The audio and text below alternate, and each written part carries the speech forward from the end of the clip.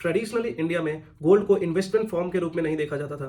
Gold को with pride in form of jewellery हम अलग अलग फेस्टिवल्स, शादी के ओकेजन पर हम वियर करते थे और most of the gold Indian house hold में होल्डेड रहता था। उसके बाद यह देखा गया कि कुछ बुरे वक्त में जब मार्केट कंडीशंस डाउन रहती थी, कुछ लोग फाइनेंशियल क्राइसिस से जूझ रहे होते थे, तो गोल्ड उस फाइनेंशियल क्राइसिस से डील करने में अच्छा हेल्प करता था। और उसके बाद से ही गोल्ड एज एन इन्वेस्टमेंट की जर्नी स्टार्ट हुई। Over a period of time gold में इन्वेस्ट करने के डिफरेंट ऑप्शंस आए और उसी कड़ी में नवंबर 2015 को आरबीआई ने सॉवरेन गोल्ड बॉन्ड्स की शुरुआत की। हेलो फ्रेंड्स, आप है योर फिन बडी के साथ और इस वीडियो में हम जानने वाले हैं कि सॉवरेन गोल्ड बॉन्ड्स यानी एसजीबी क्या होता है, उसमें हम कैसे इन्वेस्ट कर सकते हैं, उससे रिलेटेड कुछ key benefits and risk and वो बाकी form of investments of gold से कैसे डिफरेंट है।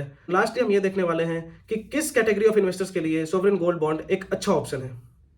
वीडियो में आगे बढ़ने से पहले एक छोटी सी रिक्वेस्ट है कि अगर आप चैनल पर पहली बार आए हैं, चैनल को सब्सक्राइब करके एक छोटा सा सपोर्ट दिखाएं ताकि मैं और ऐसे इन्फॉर्मेटिव वीडियोस आप तक लाता रहूं। तो चलिए अब बिना किसी देरी के जानते हैं सॉवरेन गोल्ड बॉन्ड्स के बारे में। अगर शुरू करें फिजिकल गोल्ड से, तो फिजिकल गोल्ड के साथ कुछ की इश्यूज थे, जैसे कि जब भी आप कोई फिजिकल गोल्ड खरीदने जाते थे तो उस पर 5 से 10% का मेकिंग चार्ज लगता है। उसके बाद एडिशनली आपको 3% का जीएसटी भी देना पड़ता है। उसके बाद अगर आपके पास एक सर्टेन अमाउंट से ज़्यादा फिजिकल गोल्ड हो जाता है तो आप उसको सेफ्टी वाइज कहीं पर रखना चाहते होंगे, जैसे कि बैंक लॉकर्स में, तो उसके लिए भी आपको 2 से 3% का खर्च करना पड़ता होगा। तो ओवरऑल अगर देखा जाए तो एज एन अपफ्रंट कॉस्ट ही 12 से 15% लग जाते थे फिजिकल गोल्ड को मैनेज करने में, जो कि किसी भी इन्वेस्टमेंट पर्पज से बहुत ही बुरा है। और सबसे मेजर ड्रॉबैक की अगर बात करें तो अगर मान के चलिए आप कोई ज्वेलरी को आज खरीदते हैं फॉर फ्यूचर यूज, तो आज से 10-15 साल के बाद वो डिजाइन मार्केट में अवेलेबल नहीं रहेगा। हो सकता है उससे बेटर डिजाइन आपको पसंद आने लगे और अगर आप फिर से ये ज्वेलरी को कन्वर्ट करके कोई और ज्वेलरी में बनवाना चाहते हैं तो उसके लिए आपको फिर से मेकिंग चार्ज देना पड़ेगा। तो ये सब कुछ मेजर ड्रॉबैक्स थे जो कि physical gold as an investment को एक बहुत ही बुरा फॉर्म ऑफ इन्वेस्टमेंट बनाते हैं। इसके बाद आया डिजिटल गोल्ड। डिजिटल गोल्ड ने फिजिकली गोल्ड को होल्ड करने वाला प्रॉब्लम्स को तो सॉल्व किया, लेकिन इसमें भी कुछ कंसर्न्स थे, क्योंकि जब भी आप गोल्ड को खरीदते थे तो वो मार्केट प्राइस से 2-3% वेरी करते हैं। तो 2-3% का मार्जिन खरीदने समय और बेचने समय, अपार्ट फ्रॉम इट 3% का जीएसटी, इन टोटल इसमें भी 8 से 9% आपको परसेंट का खर्चा एडिशनली उठाना पड़ता है। उसके बाद आए गोल्ड ईटीएफ्स और म्यूचुअल फंड्स। गोल्ड ईटीएफ्स की बात करें तो इसमें expense ratio 0.5 to 0.6% on an average रहता है। हालांकि क्योंकि ईटीएफ मार्केट में ट्रेड होते हैं तो उसके लिए आपको डीमेट अकाउंट होना जरूरी है। अब डीमेट अकाउंट का मेंटेनेंस चार्ज अगर 200-300 रुपया पकड़े तो ओवरऑल ईटीएफ्स को मैनेज करने के लिए भी हमें 2 से 3% का कॉस्ट बियर करना पड़ता है। तो उससे भी बेटर फॉर्म की बात करें तो गोल्ड म्यूचुअल फंड्स है, जिसमें आपको सिर्फ एक्सपेंस रेशियो देना पड़ता है जो कि 0.5 to 0.8% तक वेरी करता है और इसके लिए आपको कोई भी डीमेट अकाउंट की जरूरत नहीं है। उसके बाद लास्टली हमारे पास आता है सॉवरेन गोल्ड बॉन्ड्स यानी एसजीबी।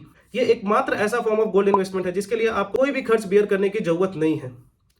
अगर आप एसजीबी के बारे में पहली बार सुन रहे हैं तो आपको सबसे पहला कंफ्यूजन हो रहा होगा कि ये बॉन्ड क्या होता है। तो बॉन्ड एक लीगल डॉक्यूमेंट होता है जिसमें हम ये मेंशन करते हैं कि अगर हम किसी थर्ड पार्टी को अगर कुछ लोन दे रहे हैं तो हम कितने का लोन दे रहे हैं और बदले में हमें किस रेट ऑफ इंटरेस्ट से हमें इंटरेस्ट मिल रहा है।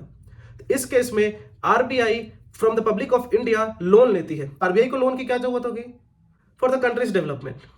तो क्योंकि हम आरबीआई को लोन देते हैं तो इसमें जो सबसे मेजर कंसर्न रहता है सिक्योरिटी का, वो ऑब्सोलेट हो जाता है, क्योंकि आरबीआई का डिफॉल्ट होना ऑलमोस्ट नेक्स्ट टू इम्पॉसिबल है। अपार्ट फ्रॉम इट अगर हम इसमें कुछ और बेनिफिट्स की बात करें तो इसमें आपको हर साल 2.5% का इंटरेस्ट रेट रहता है।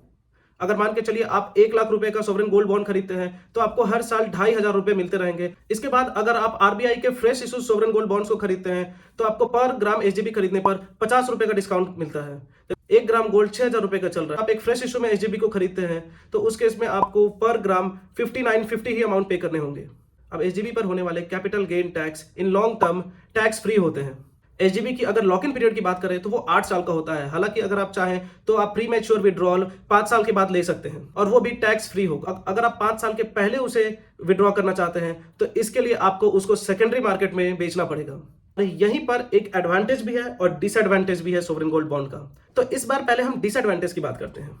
अगर मान के चलिए आपने 1 लाख रुपए का सॉवरेन गोल्ड बॉन्ड खरीदा और अगर आप उसे 5 साल से पहले बेचना चाहते हैं, उसके लिए आपको सेकेंडरी मार्केट यानी स्टॉक मार्केट में अपने सॉवरेन गोल्ड बॉन्ड्स को बेचना पड़ेगा। अब सॉवरेन गोल्ड बॉन्ड्स की लिक्विडिटी स्टॉक मार्केट में थोड़ी कम है, इसके लिए जल्दी बायर्स मिलते नहीं हैं और बायर्स सेकेंडरी मार्केट से सॉवरेन गोल्ड बॉन्ड खरीदने में थोड़ा सा हेजिटेट भी करते हैं, क्योंकि उनको frequently in form of fresh issue RBI के थ्रू सॉवरेन गोल्ड बॉन्ड्स मिल जाता है। तो उस केस में आपको थोड़े डिस्काउंटेड प्राइस पर अपने एसजीबी को मार्केट में बेचना पड़ेगा। और यही एकमात्र सबसे बड़ा डिसएडवांटेज है अगर आप एसजीबी को लंबे समय तक होल्ड नहीं कर पाते हैं, यानी कि 5 साल से ज्यादा होल्ड नहीं कर पाते हैं। तो अपार्ट फ्रॉम इट, अगर आप 5 साल से पहले इसे सेकेंडरी मार्केट में बेच रहे हैं तो जो भी कैपिटल गेन आपका हुआ होगा उस पर कैपिटल गेन टैक्स लगेगा। अगर आप 3 साल के बाद उसे बेच रहे हैं तो long term capital gain tax यानी कि 20% विद इंडेक्सेशन बेनिफिट्स। अगर आप 3 साल से पहले बेच रहे हैं तो उस पर short term capital gain tax लगेगा। अब डिसएडवांटेज की तो बात हो गई, अब अगर हम एडवांटेज की बात करें तो अगर आप एक बायर हैं तो जैसे कि मैंने बताया कि स्टॉक मार्केट में थोड़ा सा लिक्विडिटी क्रंच रहता है एसजीबी का, लेकिन अगर आप कंफर्टेबल है स्टॉक मार्केट से खरीदने में, अगर कोई सेलर अपने एसजीबी को स्टॉक मार्केट में बेचने के लिए लिस्ट किया होगा तो उस केस में आप थोड़े डिस्काउंटेड प्राइस पर एसजीबी को खरीद सकते हैं।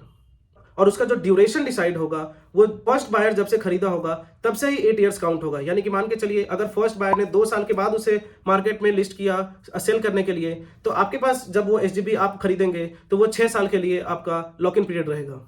ट्रेडिशनली हम जब भी गोल्ड खरीदते हैं तो उसे एक लंबे समय तक होल्ड करने के इरादे से रखते हैं और हम नहीं चाहते कि गोल्ड को जल्दी बेचें। अगर हम फिजिकल फॉर्म ऑफ गोल्ड की बात करें तो अगर आप उस माइंडसेट से हैं कि अगर आपको गोल्ड को लंबे समय तक होल्ड करना है या फिर अगर आप कुछ फ्यूचर प्लानिंग करके in form of investment gold में इन्वेस्ट कर रहे हैं 8 से 10 साल के लिए, तो उस केस में सोवरेन गोल्ड बॉन्ड एक बेस्ट ऑप्शन है, क्योंकि इसमें आपको इंटरेस्ट भी मिल रहा है, इसमें होने वाले कैपिटल गेन भी टैक्स फ्री है, और इसमें जो कि हमने सबसे पहले बात की थी जो एक मेजर ड्रॉबैक था फिजिकल गोल्ड का, आप 8 से 10 साल के बाद सोवरेन गोल्ड बॉन्ड को अपना बेचकर उस समय जो भी डिजाइन मार्केट में उपलब्ध होगी उसमें से आप सिलेक्ट कर सकते हैं और फिर उस अकॉर्डिंग अपनी ज्वेलरी बनवा सकते हैं। हालांकि अगर आप चाहें तो 8 साल से इसे बढ़ाकर 3 साल और बढ़ा सकते हैं और 11 साल के लिए टोटल एसजीबी को अपने पास रख सकते हैं। अब 8 साल हो या 11 साल हो, एक टाइम पर आरबीआई आपसे ये बॉन्ड वापस लेगी और जितने भी ग्राम्स का आपने एसजीबी खरीद रखा होगा तो उस समय पर जो भी प्राइस चल रही होगी गोल्ड की उसके अकॉर्डिंग आपको पैसे मिल जाएंगे। एसजीबी का फ्रेश इश्यू जब भी आता है तो उसकी पूरी डिटेल्स आरबीआई के वेबसाइट पर आ जाती है। इसको खरीदने के लिए आप किसी भी कमर्शियल बैंक के वेबसाइट या फिर अगर आप स्टॉक मार्केट में इन्वेस्ट करते हैं तो अपने ट्रेडिंग प्लेटफॉर्म्स के थ्रू खरीद सकते हैं। तो अगर लास्टली कंक्लूजन की बात करें तो एज एन इन्वेस्टर अगर आपका investment horizon medium to long term का है तो उस केस में आपके लिए एसजीबी बेस्ट ऑप्शन है। हाउएवर अगर आप शॉर्ट टर्म के लिए देख रहे हैं तो उस केस में गोल्ड ईटीएफ या गोल्ड म्यूचुअल फंड को आप कंसीडर कर सकते हैं। तो आई होप अब आपको क्लियर हो गया होगा कि एसजीबी क्या होता है, नहीं आप क्या सोचते हैं एसजीबी के बारे में, कमेंट में जरूर बताइएगा। आज के वीडियो में इतना ही, मिलते हैं अगली वीडियो में, तब तक keep learning, keep growing and keep investing.